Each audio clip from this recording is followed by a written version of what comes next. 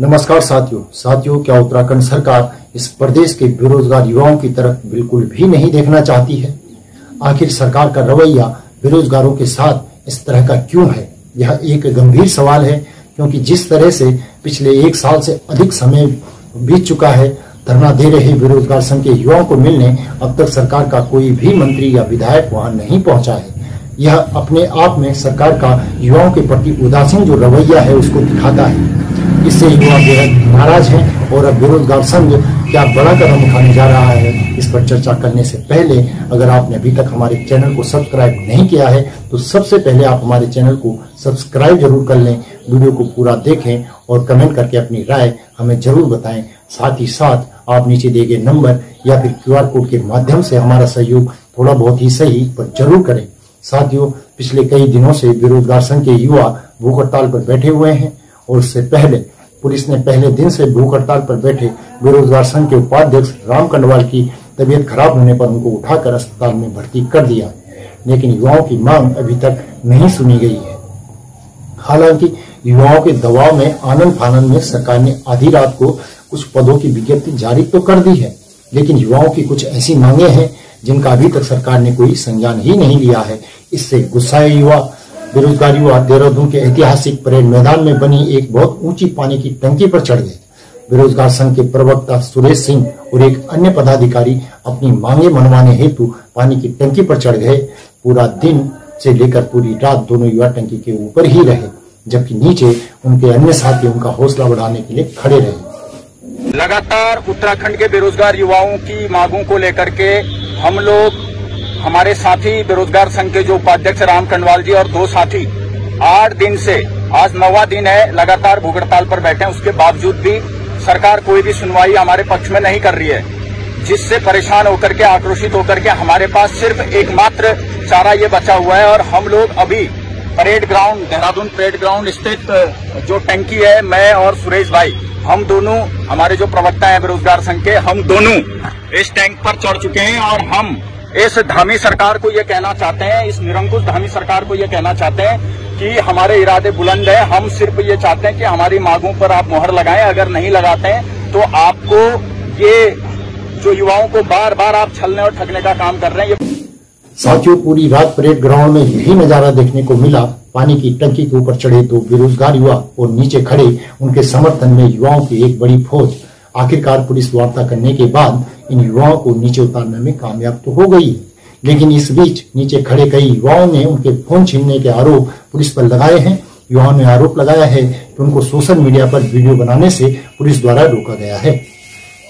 चौधरी ने लिया था, मैं वीडियो बना रहा था, उन्होंने बकायदा मुझसे ऐसा छीना जैसे चोर डकैत छीनते हैं। मैं कहना चाहता हूँ, क्या हम ऐसे हैं? हम चोर हैं क्या? वीडियो बनाने का किसी को अलाउ नहीं है। मैं पूछना चाहता हूँ प्रशासन से, क्या हम कुछ गलत काम कर रहे थे? क्या हम अपने भाइयों को, जब इनके साथ गलत वार्तालाप हो रहा था, हम क्या उनकी वीडियो नहीं बना सकते? मैं पूछना चाहता हूँ मीडिया प्रभारियों से। अभिनव चौधरी ने मेरा फोन छीना है और उन्होंने ये भी धमकी दी थी मुझे कि आप पे मुकदमा दर्ज किया जाएगा। इस वार्तालाप की हमने वीडियो बनाई है। तो मैं कहना चाहता हूँ, अगर आपने सही बोला है तो हम पे मुकदमा कीजिए। अगर हमने कुछ गलत किया है, हमने गलत किया है वीडियो बना के, तो हम पे मुकदमा कीजिए और हम उस मुकदमे को जायज करके दिखाएंगे। दोस्तों, बेरोजगार संघ अब अपनी मांगे मनवाने के लिए हर रणनीति पर आगे बढ़ रहा है। केदारनाथ उपचुनाव में भी सरकार को घेरने की तैयारी चल रही है। बेरोजगार संघ का कहना है कि अगर उनकी मांगे नहीं मानी गई तो वह केदारनाथ विधानसभा में जाकर भी प्रदर्शन करेंगे। साथ ही बेरोजगार संघ पंचायत स्तर पर भी चुनाव लड़ने की अब तैयारी कर रहा है। लेकिन बेरोजगारों के इस आंदोलन को अब तक का सबसे बड़ा अपडेट अब देखने को मिल रहा है। दरअसल बेरोजगार संघ के अध्यक्ष बॉबी पवार लोकपाल बिल को लेकर आंदोलन करने वाले अन्ना हजारे से मिलने महाराष्ट्र के रालेगढ़ सिद्धि पहुंचे हैं। वहां उन्होंने उनसे काफी लंबी बातचीत की है और अन्ना हजारे को अपने आंदोलन के बारे में बताया है। पेपर जी लीक होते थे, तो सारा उसमें हमने लड़ाई लड़ी, तो मुझे 2 बार जेल ले गए।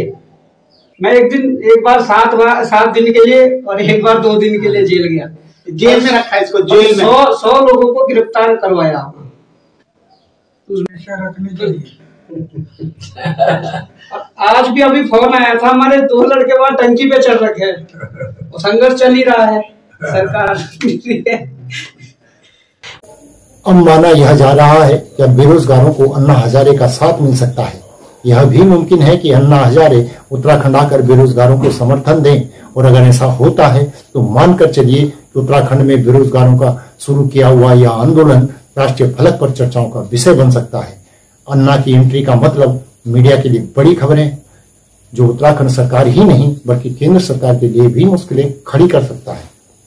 अब देखना यह होगा कि अन्ना हजारे उत्तराखंड आकर बेरोजगारों के आंदोलन को समर्थन देंगे या नहीं देंगे, क्योंकि अन्ना हजारे का उत्तराखंड आने का मतलब है उत्तराखंड की सरकार से लेकर देश की सियासत में हलचल मचना। और जिस तरह से युवाओं में हताशा है और उनकी मांगों को लंबे समय से अनसुना किया गया है, उससे अब बेरोजगार संघ हर तरीके से सरकार को घेर रहा है। सरकार एक तरफ तो रिटायरमेंट हो चुके अधिकारियों को सेवा विस्तार देने में नहीं चूक रही है, वहीं विधायकों के वेतन भत्ते बेतहाशा बढ़ाने का भी काम सरकार कर रही है, मानो सरकार को बस विधायकों और अधिकारियों के रोजगार की ही चिंता हो। लेकिन दूसरी तरफ अपने ही प्रदेश के बेरोजगार युवाओं के लिए इतना संघर्ष करने के लिए वह युवा मजबूर है कि अब वह अपनी जान भी जोखिम में डालने से नहीं चूक रहे हैं। इतने लंबे समय से सरकार बेरोजगारों की मांगों को पूरा नहीं कर पाई है। ऐसे में अगर अब अन्ना हजारे की एंट्री हो जाती है और बेरोजगार युवाओं को उनका साथ मिल जाता है तो सरकार को दिन में भी तारे दिखाई पड़ सकते हैं। बस अब अन्ना हजारे पर सभी बेरोजगारों की नजरें टिकी हुई हैं और सवाल यही है कि क्या वह उत्तराखंड आकर आंदोलन को अपना समर्थन देंगे। इस पर आपकी क्या राय है या कमेंट करके हमें जरूर बताएं। साथ ही चैनल को सब्सक्राइब करना और नीचे दिए गए नंबर या QR कोड के माध्यम से हमारा सहयोग करना न भूलें। नमस्कार।